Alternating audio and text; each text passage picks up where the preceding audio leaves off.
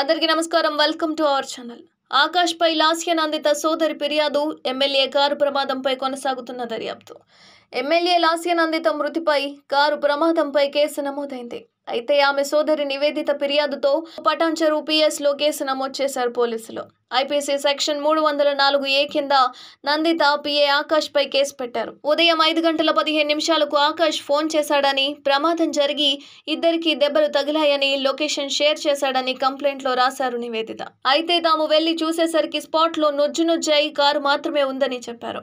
ప్రస్తుతం మియాపూర్లోని ఓ ప్రైవేటు హాస్పిటల్లో ఆకాష్ చికిత్స పొందుతున్నాడు. అతను కోలుకున్నాకే విచారిస్తామని పటాన్చెరు పోలీసులు తెలిపారు. ముందు వెళ్తున్న వాహనాన్ని ఢీకొట్టడంతోనే ప్రమాదం జరిగినట్లు పోలీసులు, ఆర్టీఏ అధికారులు నిర్ధారణకు వచ్చారు. అంతేకాకుండా ప్రమాదం జరిగిన చోట క్లూస్ టీం ద్వారా ఆధారాలు సేకరించారు. షామీర్పేటలో ఔటర్ రింగ్ రోడ్డుపైకి కారు ఎంట్రీ అయినట్లుగా గుర్తించారు. ఆ తర్వాత ఆకాష్ నిద్రమత్తులోకి జారుకోవడం వల్లే ఈ ప్రమాదం జరిగినట్లు చెప్తున్నప్పటికీ కూడా అన్ని కోణాల్లో దర్యాప్తు చేస్తున్నట్లు పోలీసులు వెల్లడించారు. అయితే మొత్తానికి లాస్య నందిత మృతిపై సమగ్ర విచారణ జరపాలని డిమాండ్ చేశారు కరీంనగర్ ఎంపీ ప్రధాన కార్యదర్శి బండి సంజయ్. కుటుంబ సభ్యులు ప్రజల అనుమానాలను నివృత్తి చేయాలన్నారు. పోలీసుల వాస్తవాలను వెలుగులోకి తేవాలని కోరారు బండి సంజయ్. అయితే అతివేగంతో కారు నడపడంతోనే ప్రమాదం జరిగిందన్నారు సంగారెడ్డి జిల్లా ఏఎస్పీ సంజీవరావు. అయితే ప్రమాదం జరిగిన సమయంలో లాస్య కొన ఊపిరితో ఉన్నారని, ఆసుపత్రికి తరలిస్తున్న సమయంలో చనిపోయారన్నారు.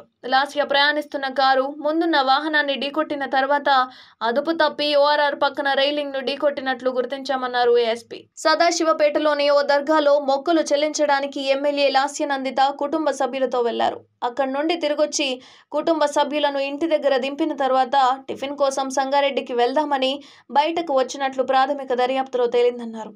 అయితే ప్రమాదంలో లాస్య పిఏ ఆకాష్ కాళ్లు విరిగాయని, అతడికి ఓ ప్రైవేటు హాస్పిటల్లో చికిత్స కొనసాగుతుందన్నారు పోలీసులు.